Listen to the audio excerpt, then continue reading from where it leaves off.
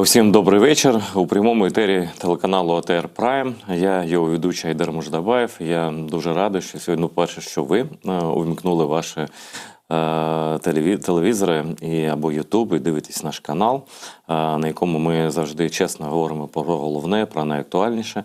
Ну, а по-друге, я дуже вдячний нашому сьогоднішньому гостю, який знайшов час і натхнення поговорити зі мною, тобто з вами, з усіма.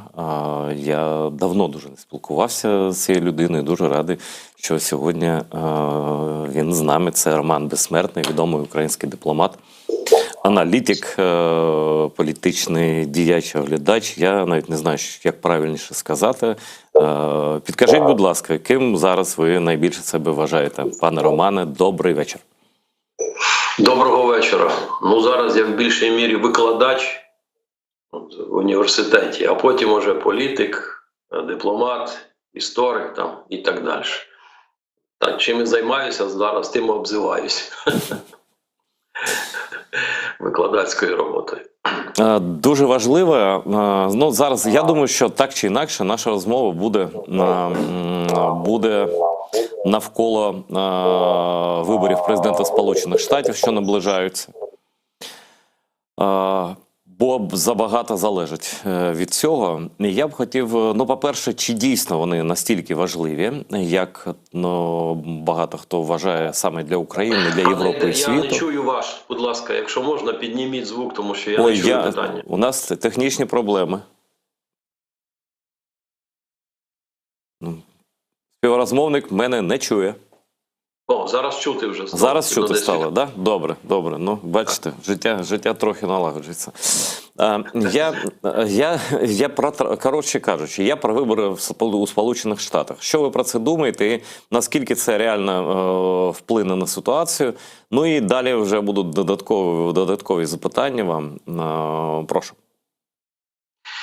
Дякую. Дійсно, сьогодні в великій мірі ситуація в усьому світі, в Україні особливо, і на фронті, і в тилу, вона обумовлена цим фактором, ходом політичних дебатів, виборчої кампанії в Сполучених Штатах Америки. І, власне, відбувається те, про що в свій час ми теж говорили, відбувається конвергенція, тобто зближення позицій. І це навіть стали помічати і писати відомі на весь світ видання, починаючи від Washington Post, New York Times, Financial Times і так далі. То в одному, то в іншому питанні кажуть, що Камала Гарріс переходить на позицію Трампа, то Трамп переходить на позицію Камали Гарріс і так далі.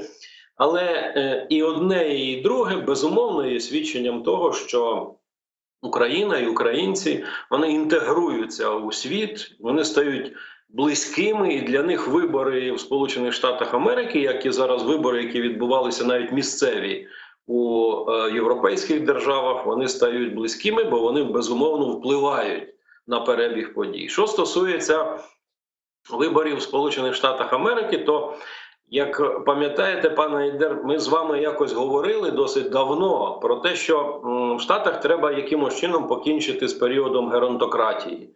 Тому що ця штука, вона дуже небезпечна. А вона насправді дуже серйозно впливає на консервацію апарату, на його динаміку. І де б це не було, чи в будь-якій тоталітарній, чи в будь-якій демократичній державі, ця штука неприємна, і вона заразна, і наслідки від неї досить таки складні. Звідси очевидно, що на сьогоднішній день, по суті, перебіг подій, скажімо, між Трампом і Гарріс – це як дуель, з одного боку ніби традиційна для Сполучених Штатів Америки між демократами і республіканськими, але оця конвергенція – це є наслідок того, що обидві системи застоялися, і тому вони іноді нагадують одна другу. Який вибір буде зроблено американцями – це їхня справа. Що тут можна сказати? Можна процитувати Ігнатіоса, який каже, що, мабуть, обрання Трампа буде гірше для України. А потім каже, але я не знаю, чи буде краще обрання Гарріс для Ізраїлю. В чому справа? Справа в тому, що б там не було, російсько-українська війна і ізраїльська, вони просто захопили повністю в полон учасників виборчих перегонів у Сполучених Штатах Америки. І насправді вихід і визначення виборця, воно і лежить в царині питання України і питання Ізраїлю. І безумовно, з моєї точки зору, навіть оце зближення, яке відбулося, це теж наслідок впливу цього фактора. Тому що всі інші питання, які стосуються, скажімо, там теми абортів, чи теми пов'язані із міграцією, чи південного кордону, ну, про кордон вже просто не говорять. Скоріше за все, це питання, яке захоплено імміграційною політикою, воно домінує в риториці, в дискусії. Ну і зрозуміло, що на другому місці тема, яка стосується абортів, причому це питання чи національне, чи регіональне, там уже хто знає, дивлячись по деталях, які обговорюються під час дискусії.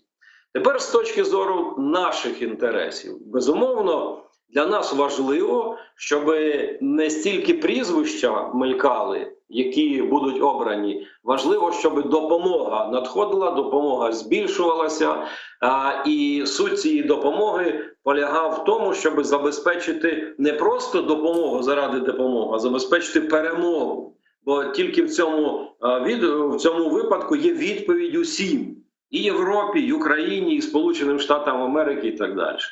Те, що розвивається на сьогоднішній день, це, я би сказав так, доктрина регульованої напруги. Або доктрина крапельної допомоги, як її ще періодично у популярному наративі називають, або регульованої напруги і так далі. Тобто все це є свідченням обраної політики нинішньої адміністрації Байдена, суть якої полягає в тому, щоб управляти рівнем ескалації.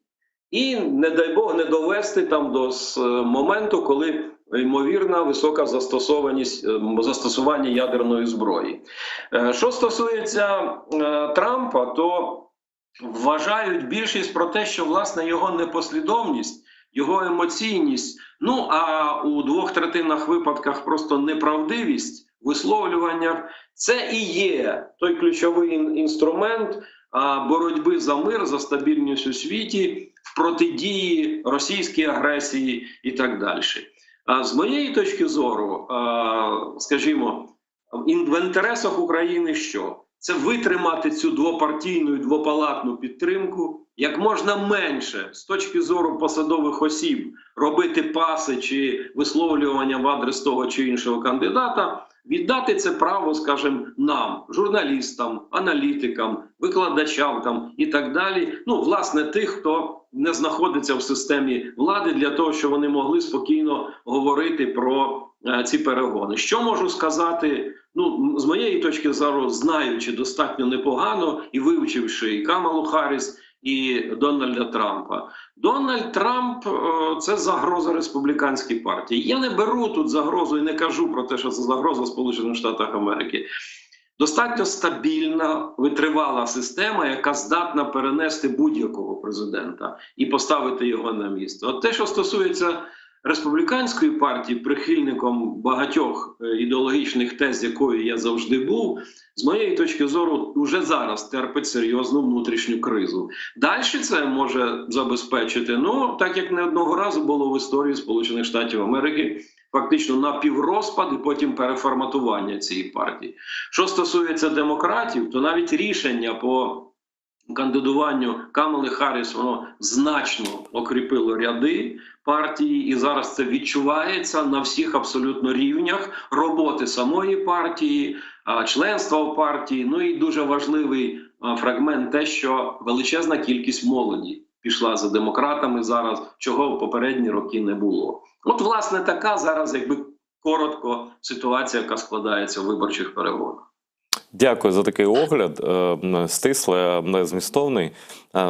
Взагалі, пане Романе, дуже дивно спостерігати за тим, як доля світу, доля там України, Європи, Союзів, НАТО, Америки може вирішитися в штаті Пенсильванія голосуванням 100 чи 1000 людей, яких в останній день той чи інший кандидат скаже: ну вставай вже, Джо, там, wake up, dear Mary, and please go to vote. Тобто люди, зараз боротьба йде за голоси виборців, які відверто не цікавляться політикою. Їм не те, що до України, до Ізраїлю, їм до себе та там не дуже, значить, є якісь справи серйозні. Вони прокидаються, ну йти, не йти. Ось як ви можете оцінити взагалі американську систему, яка дуже специфічна, і чи не здається вам, що це, ну, коли все так на волоссі висить і залежить від думки найпасивніші частини виборців, чи це не криза взагалі демократичного світу?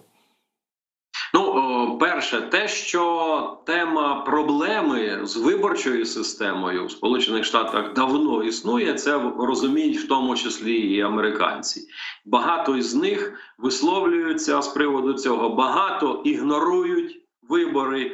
І, власне, те, що дуже популярне, як у нас кажуть, голосування ногами, то це й наслідок того, що існує, власне, двохступенева, в тому числі, система виборів, в якій, ну, скажімо так, отримання більшості голосів виборців зовсім нічого не означає, тому що все рівно голосують виборщики. Ну, хтось скаже, ну, все рівно ж вони якось представляють. Ну, по-перше, там не в усіх штатах є точна залежність.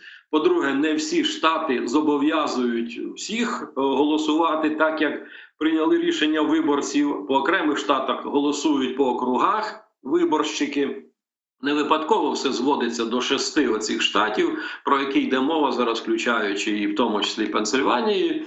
Але проблема дійсно, проблема є кризи політичної системи і діяльності партій і так далі. Але я тут мушу порівняти, якщо взяти, скажімо, американську систему, її життєздатність з точки зору активності виборця, виборщика, роботи партійної, то вона ще якось рефлексує на політичну ситуацію, на обговорення цих питань і так далі. Бо, наприклад, якщо взяти сьогодні розмову з будь-яким американцем, нехай він на мові Трампа, бо в більшості випадків це так і є, на мові Трампа буде вести дискусію про Україну. Але американський виборець, середній навіть, скажімо так, який в багатьох випадках і не має повної освіти середньої, він знає цю проблему, він про неї чув, він її розуміє. Власне, для мене оце сигнал, що політична система працює, бо вона, в принципі, дає можливість якимось чином імпульсувати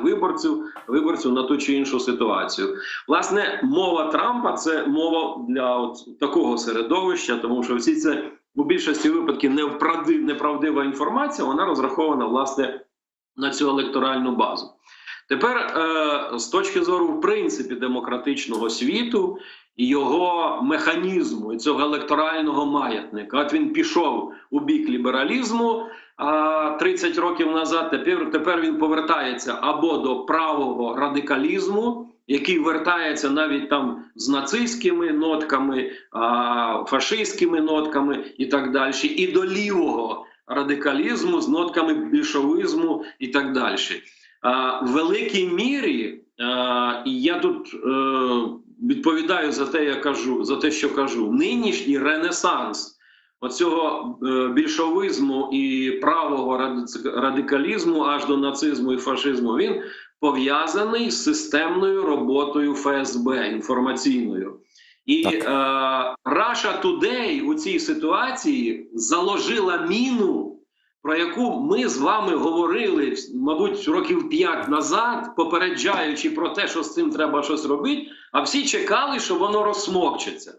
Але давайте глянемо, що в Німеччині, що в Австрії. Ну, власне, там, де сіяли ФСБ, там воно і посходило, і зійшло дуже неприємними речами. Ну, а в Сполучених Штатах Америки це не менше. Бо якщо взяти вплив інформаційний через соціальні мережі, які весь час атакують з Росії, чи під дахом там окремих європейських держав, це не менш паскудно впливає на електорат. Ви знаєте, я маю можливість там спілкуватися з родичами, і те, що вони розповідають, і те, що вони беруть цю гадість із цих інформаційних помийників ФСБшних про те, що там в Україні торгують частинами людських тіл, використовуючи війну там і так далі. Все це виливається і виливається ФСБ туди. Зрозуміло, що це серйозно впливає на електоральний настрій. Якщо раніше, як не як, а New York Times, Washington Post, та і будь-які телеканали, CNN і так далі, BBC, вони це якось фільтрували і всю цю бредятину не випускали, то зараз через соціальні мережі, через ту ж саму правду, соціальну правду Трампа виливається просто великими об'ємами. Ну а коли на це сідають такі особи, як Ілон Маск,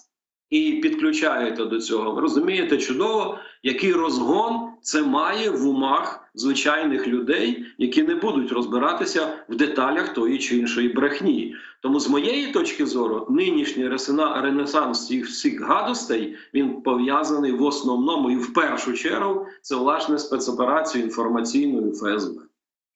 Знаєте, колись, пане Романе, я мав розмову серед інших українських журналістів з помічниками Макрона, президента Франції.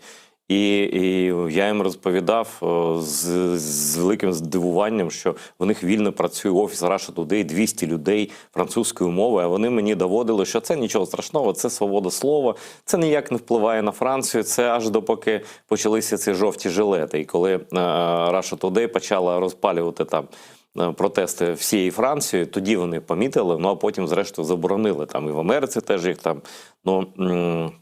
трохи усунули з етеру, але все одно зараза вона є, і вони досі, люди шукають Russia Today, причому англійською мовою, все вони там знаходять собі підтвердження своїх найгірших очікувань від світу, там, що там віруси, там, точніше вакцини вбивають. Тобто Трамп, він зібрав, він смоктав в себе і в свій електорат такий, який, в принципі, раніше більше там якась частина його, така вагома частина була просто на обліку у відповідних закладах медичних. Так, а зараз вони виборці. Вибачте, будь ласка, але якщо МАГА має 11 чоловік у Конгресі Сполучених Штатів Америки, іноді, коли слухаю виступи цих людей, я просто шокований. Це, розумієте, це мають знати учні, які закінчують звичайну початкову школу. А тут доростає до рівня конгресмена, і ще ж дивніше, коли в Сенаті такі люди є. Просто дивуєшся цьому. І розумієш, що, власне, це є продукт оцієї інформаційної атаки ФСБшної, яка нанесла колосальну шкоду, в тому числі політичній системі Сполучених Штатів. От я хотів про Трампа трохи продовжити. Там менше з тим, як би там не було, як би пропаганда не діяла, згідно з усіма опитуваннями, американці не люблять Росію. Там під 80% дуже не люблять, просто не люблять, та навіть більше. Тобто, і загалом, там виборці цієї, умовно вже республіканської партії, там десь половина на половину, трохи більше половини, а виборці демократів там 3/4 більше підтримують Україну і загалом в цілому симпатії американців на боці України, як би там не було. І дуже дивно було спостерігати. Для мене не дивно, просто за моєю версією це така агентурна робота. Але так виглядає, якщо це не враховувати такі шпигунські історії, які абсолютно не є смішними, виглядає так, що Трамп сам собі рубить гілку, на якій сидить. Тобто в його висловлення і ще більше висловлення його кандидату віце-президента Венса, вони зневажливі на адресу України, вони принизливі, вони абсолютно проросійські, вони в захваті від Путіна, вони йому компліменти розсипають просто. Він нібито й не просить, але вони просто перед ним заграють, і це виглядає жахливо. На вашу думку, чому така відверто проросійська, про Маска я вже не кажу, там відверто проросійська антиукраїнська риторика, чому Трамп вирішив і його оточення, що це класно, що треба антиукраїнську публіку до себе гуртувати, і це об'єднає, значить, антиукраїнська позиція об'єднає прихильників навколо Трампа. Чому це він не стриманий в цьому? Він навпаки атакує Україну, він принижує Україну, він звинувачує Україну, і його поплічники теж. От що відбувається? Справа в тому, що коли українці, в тому числі журналісти, читають ці пасажі, вони не бачать того, що робить і Венс, і Трамп. Трамп в'яже всі ці висловлювання з тим, що в результаті от такої поведінки звичайний американець мусить допомагати українцеві. А ще коли він бреше, ну як було це останній раз, коли він сказав про те, що Україна отримала допомогу в розмірі 350 мільярдів, хоча на сьогоднішній день лише 120, з яких 3/4 залишилися в Сполучених Штатах Америки, він собі це не дозволяє сказати. Ну, як, власне, коли він висловлювався з приводу наслідку урагану Хелена, він, власне, використав такий пасаж. А потім уже йде тема, що треба, значить, мир, і я мир забезпечу, бо Путін хороший хлопець, я можу з ним говорити, я його знаю. Приблизно такої ж концепції тримається і Венс. Ви не будете платити нікому, ні американцям, там, ні європейцям, бо вам усі винні, і тому треба ручкатися із Путіним, треба ручкатися із Кім Чен Іном, треба ручкатися з усякою такою іншою сволотою людоїдською, яка наплодилася сьогодні по всьому світу. І, власне, оцю дугу вони і проводять через усе, і чіпляючи, скажімо, ці дві проблеми. Ну, в тому числі там і особисто президента Зеленського стосовно того, що він найкращий, хто може кожен раз приїхати і поїхати 60 мільярдами доларів там і так далі. Для американця тема грошей, тема ціни на пальне, ну, це як фітіль до гранати. Тільки черкнув, це воно вже загорілося і зараз вибухне. І вже в державному телебаченні, навіть в окремих штатах, постійно йдуть ролики, де показують, що це 14 центів з американця на місяць. Це допомога, скажімо, по результатах 2023 року. Але це не пояснення, бо Трамп вийшов і сказав, а якщо підключається туди Венс, а це ще підтримується Маском, а загортаються всі ці неправдиві речі, зрозуміло, що воно має дуже величезний резонанс. Ну, я не кажу вже там про тему Маска, що от зробіть отак, я $45 вам заплачу. Ну, уявіть собі навіть в Україні цю фразу. Я вже не кажу там про будь-яку державу, європейську державу, що ви зробіть оцей крок, а я вам дам $45 за таку річ. В більшості держав світу ця фраза означає кримінальна відповідальність, бо це зізнання у власному підкупі виборця. Але там на цьому грають, і грають постійно, і тому мелькання цін, далі, не дай Бог, ти там долар чи копійку якусь комусь судив і так далі, обов'язково це має бути з відсотками і таке інше. І, власне, навколо цього і крутиться тема. Тут я хочу торкнутися одної теми, вибачте, я трошки продовжу, бо вона має глибший зміст. Суть цього полягає в тому, що завжди в американця було дві ключові цінності.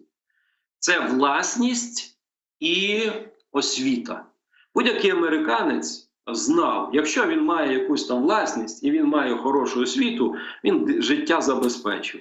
Прихід, власне, покоління Трампа, що зробило? Воно зруйнувало ці цінності і всі цінності перевело в долар.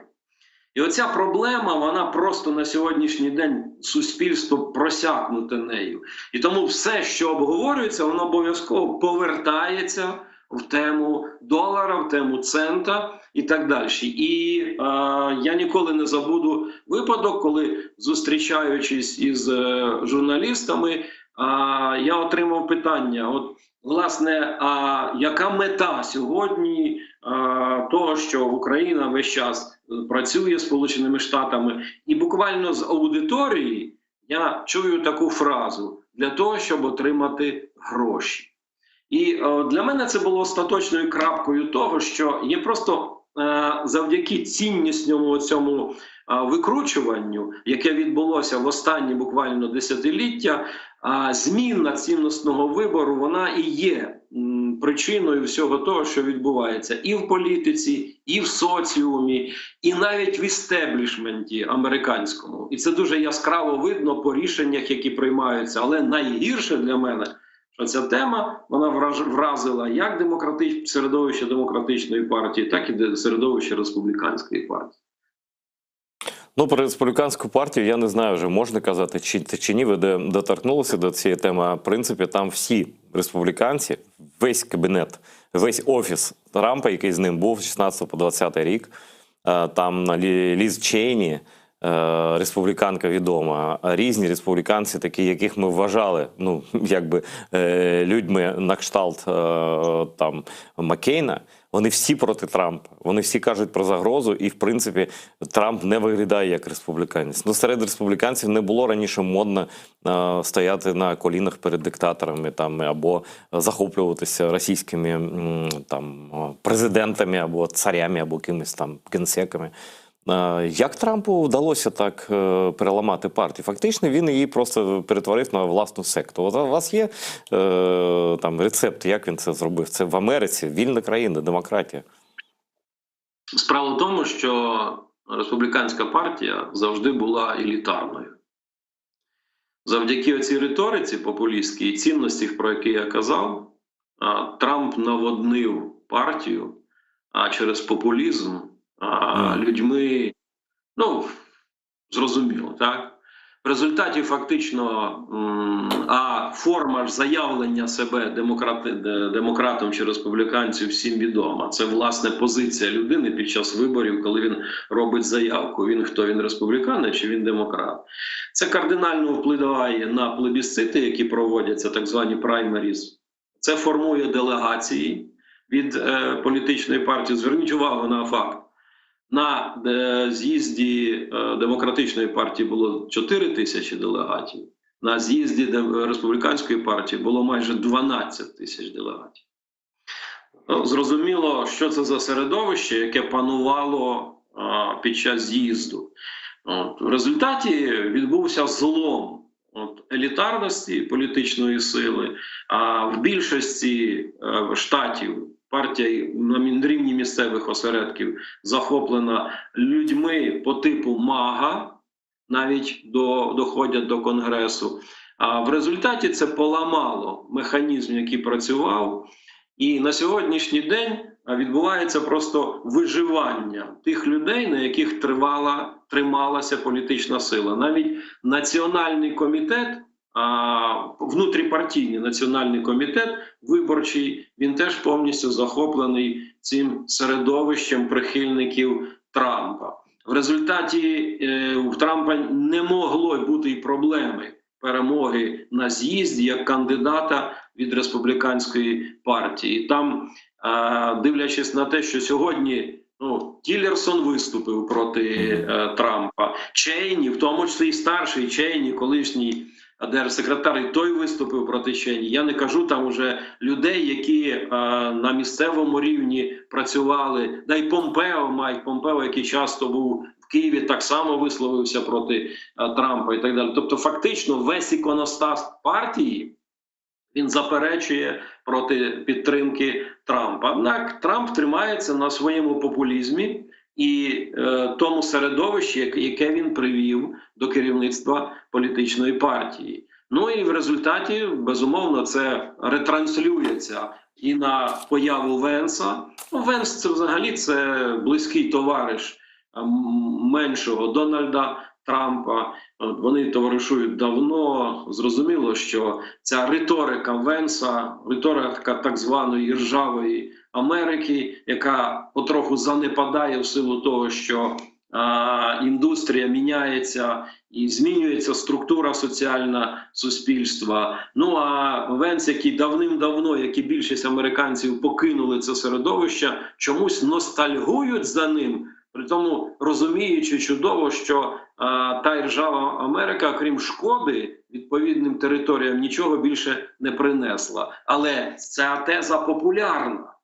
серед загального середньостатистичного американця. Ну і треба розуміти, що власне соціальні мережі, через які отримано доступ до цього звичайного американця, вони створили революцію на дистанції, на цій відстані між інформацією і людиною. А хто буде перевіряти, наскільки тези Трампа чи Венса відповідають, чи ті ж самі Мерджорі Грін і так далі. Вона ж іноді молотить таке, що його нікуди не поставиш. Чи наша Вікторія Спарц, іноді слухаєш її те, що вона говорить, то думаєш, Боже, ну як могли тебе обрати у Палату представників? Да, причому там же вибори мажоритарні, обирали її конкретно, а вона виглядає, я перепрошую, розмову відсталою просто. Ну, я перепрошую, ну, це моя особиста думка.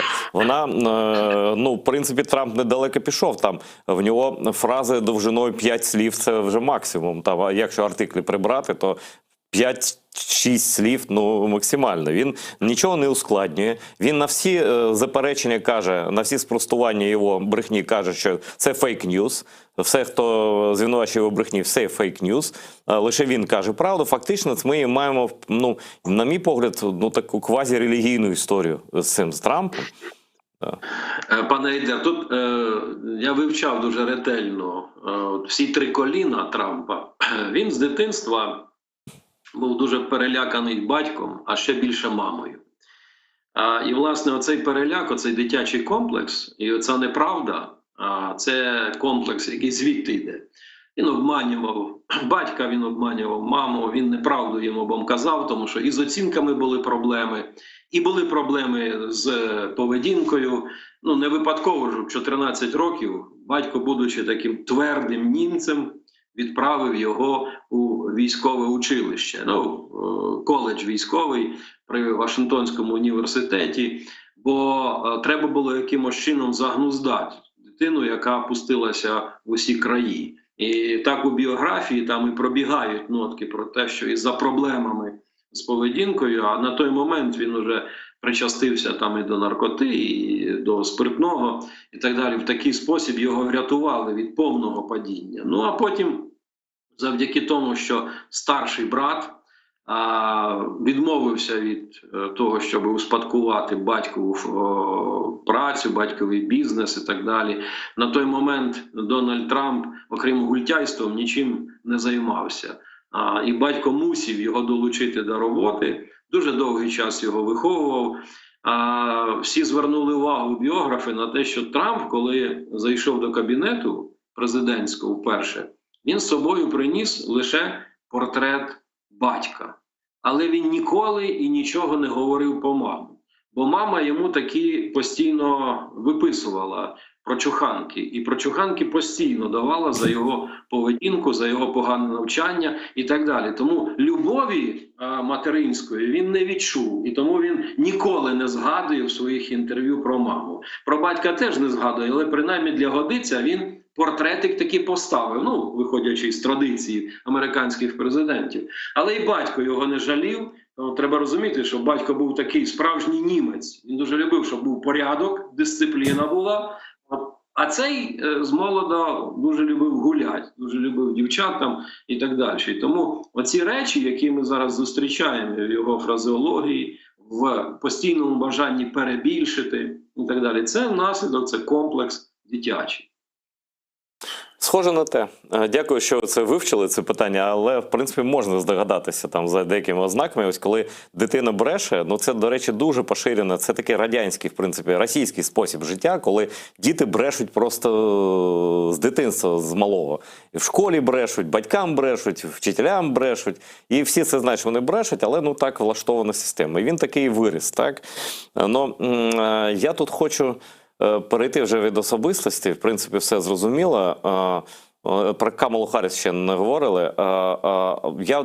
Ну, ми так зробимо, пан Роман, якщо ви не проти.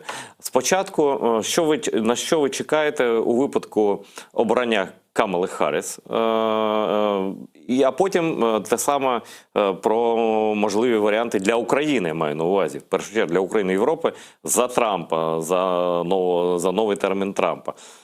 Ну і трохи про Гарріс є ваше враження політичне. Що стосується Камали Гарріс, то вона вихована дідом. Дід її відомий індійський дипломат. Він довгий час працював ще в рамках британської окупаційної влади, так називаю, щоб розуміли слухачі. Потім він працював в рамках міжнародних організацій дипломатом. Потім, коли він вже вийшов на пенсію, вони з дружиною купили будинок і виїхали за межі Індії. Ну, що відповідне відношення було, історія. І насправді Камала з дитинства, не дивлячись на те, що там всі називають і батька, і маму, її виховав дід. Оточення діда і спілкування, вона дуже товаришувала з дитинства із дідом. Він постійно збирав біля себе своїх колег, міністрів, дипломатів. Вони проговорювали питання, які стосуються держав багатьох Індії. І він її навчив чому? Перше, ти повинна завжди сидіти за столом, де приймаються рішення, не дивлячись на те, що ти жінка. Друге, ніколи не допускай до себе людей, які займаються корупцією і злодійством. Третє, для того, щоб ти могла впливати на світ, ти повинна дуже добре розбиратися в праві. І четверте, якщо ти хочеш навчити, якщо ти хочеш досягнути чогось, ти повинен навчитись переконувати людей. І оце коли я зараз чую про те, що кажуть, що вона не вміє говорити і так далі, вона працювала більше свого життя прокурором. Прокурором, причому великих міст і так далі, будучи прокурором штату і таке інше, вона дуже добре вміє розтлумачувати багато речей. До речі, цікавий факт. Коли вона працювала окружним прокурором, то навіть на вибори її, коли вона кандидувала, навіть Трамп вносив у фонд виборчий Камали Гарріс, тому що вона була досить таким наполегливим і дієвим прокурором. І ці факти підтверджені. Декілька внесків Трамп робив в неї. Наступна дуже цікава річ з її біографії. Будучи зовсім молодою, її мама, не дивлячись на індуське суспільство, ну всі знають, що воно кастове, але в неї було 3 сестри і брат, батько їх виховував. Запам'ятайте, що найбільший недолік Індії – це кастове суспільство. Тому всі діти роз'їхалися по світу вчитися. Залишилася тільки одна сестра, яка і до цього часу залишається в Індії. Вона працювала лікарем-акушером, потім вийшла на пенсії і так далі. Тому, включаючи і маму Камали Харріс, це на той момент дуже прогресивні люди були, які виховувалися батьком, який все життя мріяв, щоб діти були як можна більше інтегровані у світ. Тому всі вони вчені, всі вони доктори наук, кандидати наук. Ну, а мама її все життя займалася, навіть до останнього дня, займалася боротьбою із раковими хворобами. Більше того, на сьогоднішній день навіть окремі ліки, які є, утворені тільки завдяки тому, що ця жінка все життя віддала цій роботі. Але ще один нюанс. Сама Камала вирощена і вихована дідом з дуже твердими позиціями. Тому іноді в неї домінують такі мужицькі риси. Але вона разом із сестрою меншою, коли вони переїхали жити до Канади, тому що коли вона пішла до школи, коли вона буквально в дитячому садку побувала у Сполучених Штатах Америки, потім переїхала до Канади і школу закінчила, середню школу, якщо щоб бути зрозумілим, вона закінчувала в Канаді. Там вона розкрилася і як художня особистість. Вона прекрасно танцює, в неї чудове почуття ритму. Вона така, ну як іноді є, от у нас сказали, комсомолка-організатор. Вона вміє людей підняти, там, зорганізувати на якісь події і так далі. Тому не випадково їй легко давалися стезя там, обрання прокурором міста, обрання прокурором штату, обрання сенатором і так далі. Тобто тут у неї комунікаційні властивості колосальні. Однак є річ, на яку я хочу звернути увагу іншого порядку. Вона заради інтересів політичних, корпоративних, демократичних іноді, йде назустріч і міняє свою позицію на користь позиції партії. З власного досвіду можу сказати, політичного життя, свого політичного життя, це не завжди правильно. Бо іноді поїзд хитається, це не означає, що людина, яка сидить у поїзді, має з цим поїздом хитатися, бо він може іноді завалитися. Треба думати, як у цій ситуації вести себе. Але навіть зараз, я стежу за її риторикою, за її програмними речами, вона й зараз іноді відступає від своїх позицій. Однак її позиції, вони ближчі до республіканських, ніж у більшості, в середньостатистичній більшості демократів. Бо правду кажуть ті, що за останні роки демократична партія значно полівіла. Погляди Гарріс, вони ближче до республіканців, до так званої консервативної частини демократичної партії. Однак вибори зараз видно, як ламають її. Тепер, що може бути в разі обрання?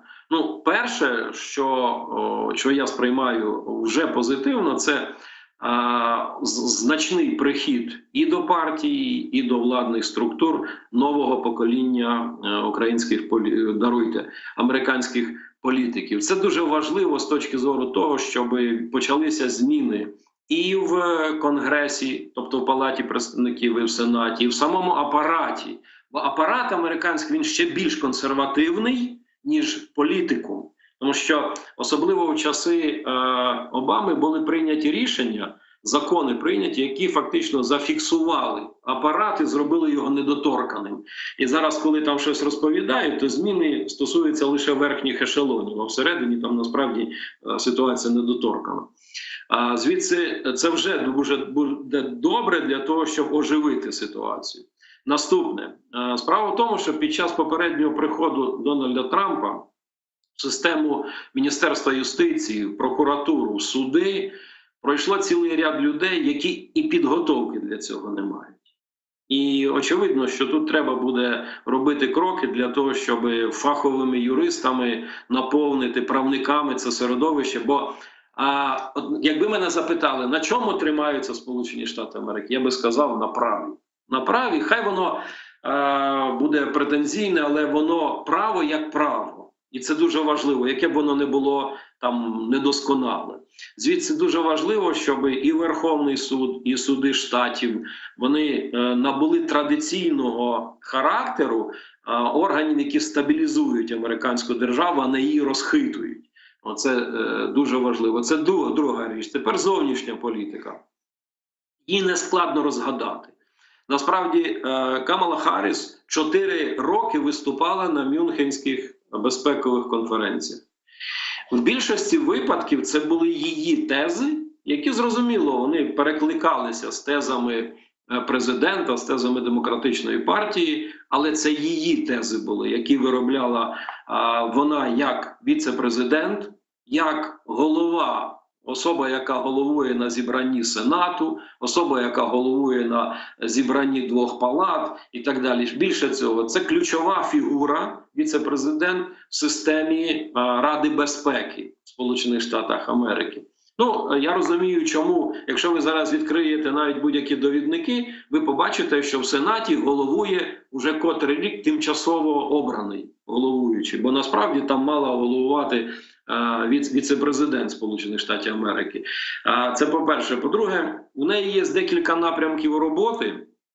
Один із них – це Індо-Тихоокеанський регіон, який, як ми бачимо, завершився тим, що утворено ОКУС, утворена трійка Філіппіни, Японія, Сполучені Штати одна, друга трійка Японія, Південна Корея, Сполучені Штати Америки. Хоча ще 5 років назад говорити про те, що можна було японців і південнокорейців посадити за один стіл і проводити, як зараз проводяться спільні навчання, було неможливо. Чи я вже не кажу там японців, філіппінців і так далі. Був цілий ряд проблем.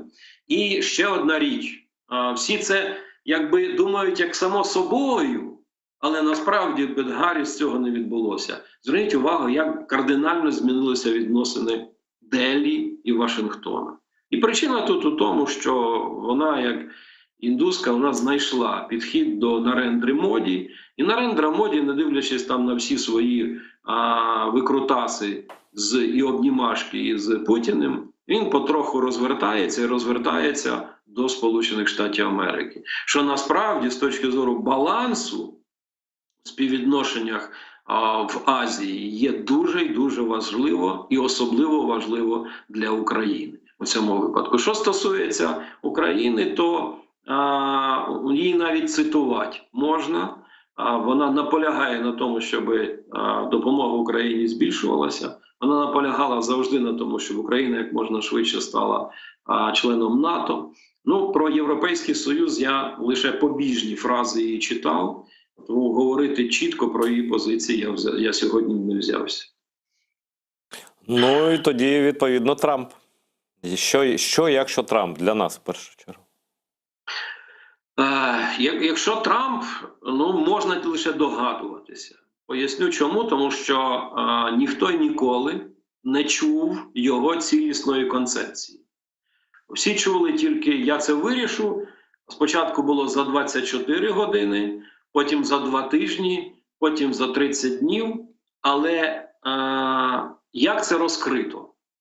В день, коли відбувався з'їзд Республіканської партії, розпочали роботу декілька конференцій. Одна із цих конференцій була присвячена в тому числі питанням вирішення конфліктів і російсько-української війни, і Ірано-Ізраїльської війни, ну і цілий ряд там питань пов'язаних з Африкою і так далі. І після того декілька видань Wall Street Journal, Financial Times надрукували такі просторові, величезні, на плакати схожі статті колишнього радника Дональда Трампа Роберта О'Брайена, де була виписана концепція, яку, не парадоксально, ми зараз частково чуємо в тому, що називаємо в Україні план перемоги. Чи стратегія і план перемоги, як його називають і американці, суть якої полягав в тому, що спочатку треба Україні дати все, що необхідно, причому дати по схемі ленд-лізу, і дати це не на 100, на 50, а дати там на 1,5 трильйона, щоб Україна могла це отримати. І після того, коли Україна застабілізує ситуацію на лінії фронту, і чітко покаже, що вона долає ворога, вказати на те, щоб Путін сів за стіл переговорів і далі розмову продовжив Борис Джонсон.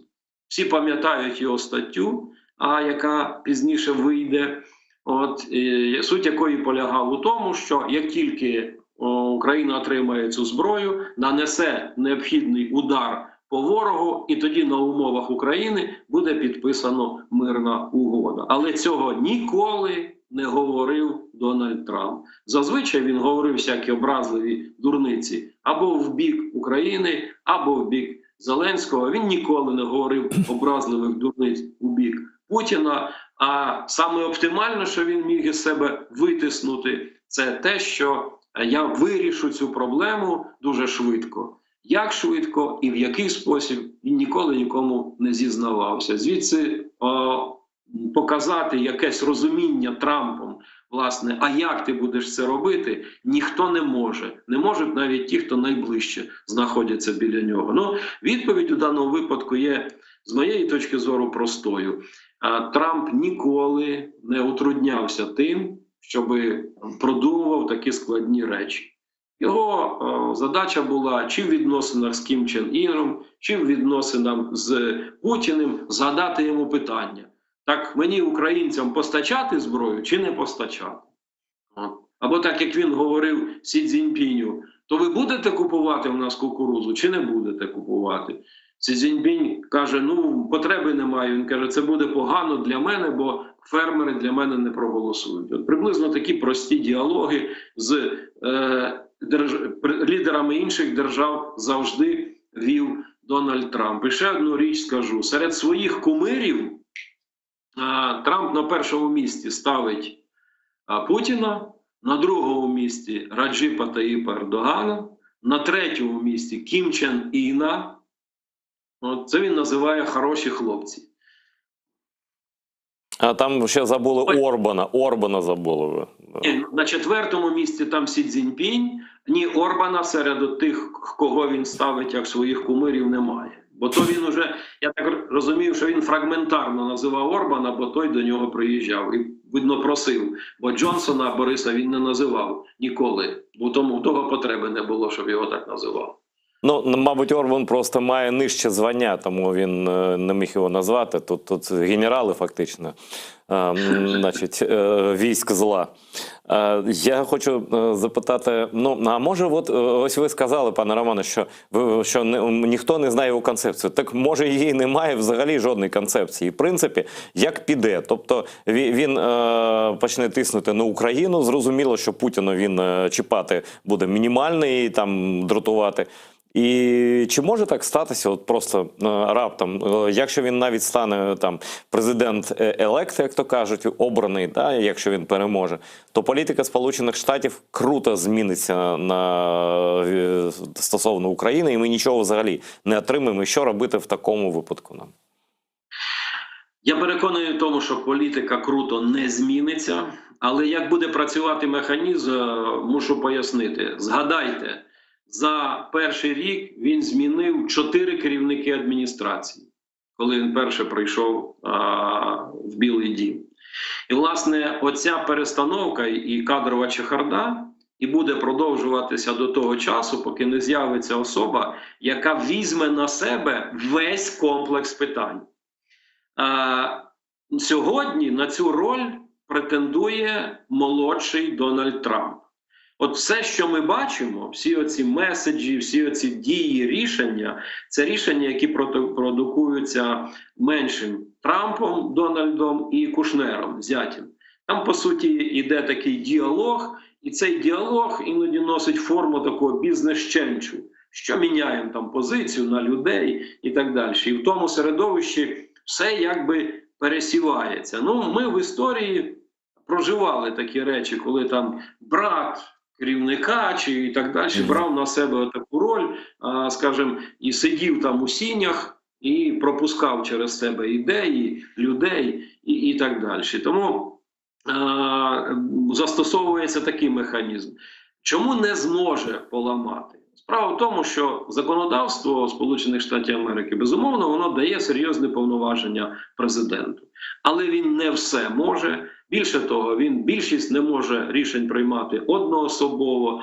Більше того, навіть скласти графік зустрічей він не може, тому що існує морально-етична комісія, яка контролює таймінг і так далі. Тобто, насправді, це дуже регламентована процедура, в якій дуже багато вимог. Я вже не кажу прийняття рішень, які пов'язані з бюджетом там, і так далі. І я от зараз відстежую не тільки виборчу кампанію президентську, а й також вибори до Палати представників і Сенату, тому що проходять вибори по окремих округах, і ситуація зараз виглядає таким чином, що, скоріш за все, в Сенаті буде просто рівність повна.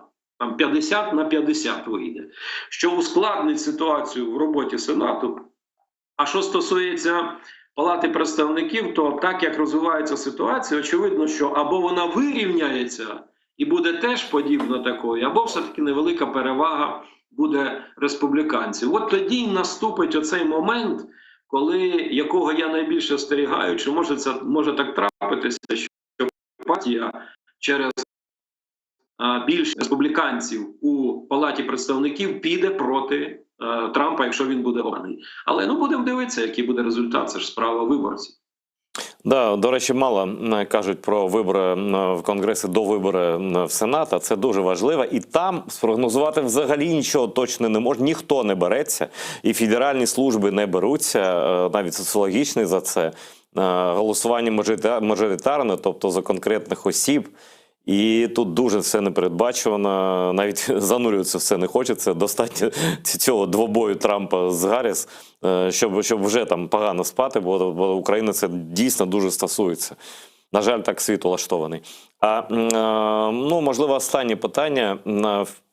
І на виборах, у цих виборах Ну і взагалі в світі ці дві війни, вони абсолютно різні.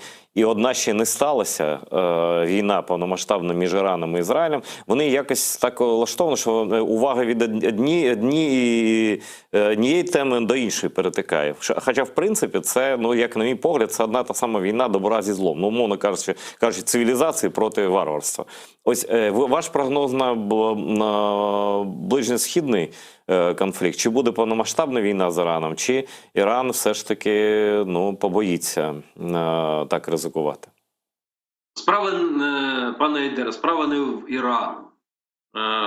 Сам напад Хамасу трапився і був спланований і спровокований тільки тому, що він був потрібен Москві. Так, абсолютно погоджуюся. Абсолютно погоджуюся з вами. Там його б не було, бо ну це все, розумієте, все, що зараз говориться, я скажу так, це для наповнення ефіру, воно ніякого відношення не має до реального перебігу подій осені 2023 року. І я ще грубіше скажу, 7 жовтня, як не адськи воно виглядає, це просто подарунок московському фюреру до дня народження від Аятоли Хаменеї. От. І тут ситуація виглядає таким чином на сьогоднішній день, що от в п'ятницю в Туркменістані буде зустріч фюрера московського і президента Ірану Пазешкіана. Всі гадають, а який же буде зараз розвиток подій, як відповість Ізраїль. Власне, на цій зустрічі і буде обговорюватися не стільки реакція Ізраїлю, як необхідно вести себе Ірану у цій ситуації. Зверніть увагу на процес. Зараз ціна на нафту падає. Якщо Ізраїль виконає сказане, ціна на нафту сиру підскочить. Тобто це ігра на бік фюрера московського. Далі.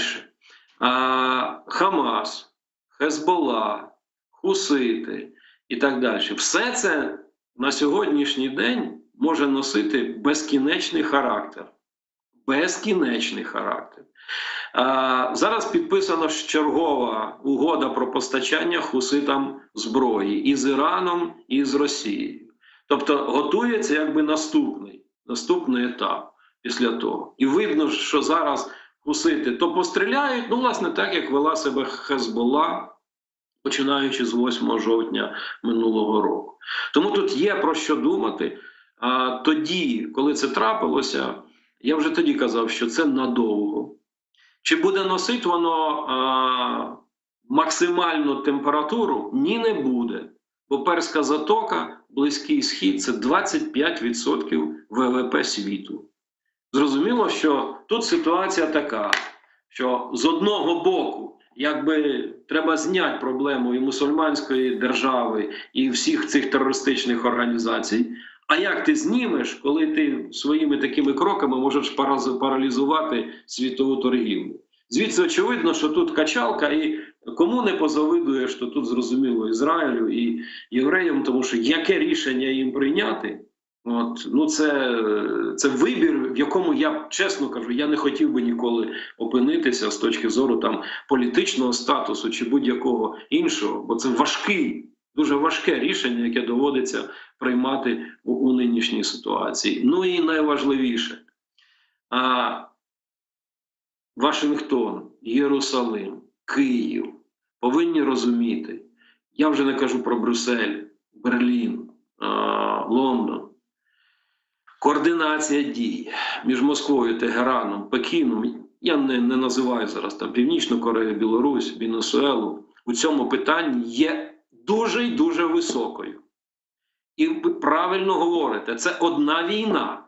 Це одна війна, яка ведеться віссю зла, яка ведеться лише в двох місцях, і суть яких, регулюючи певними операціями, впливати на ситуацію.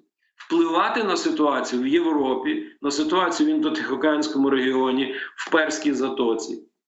Нагадаю слова, які казав Раїсі. Якщо Сполучені Штати Америки не хочуть відновити світовий порядок, Іран готовий запропонувати його і разом з своїми союзниками його реалізувати. Дякую, Ми пане Романе. знаходимося- На жаль, час програми сплинув. Дякую вам за те, що знайшли час і натхнення. З нами був Роман Безсмертний. Дякую глядачам, що дивитесь нас. Дивіться АТR далі.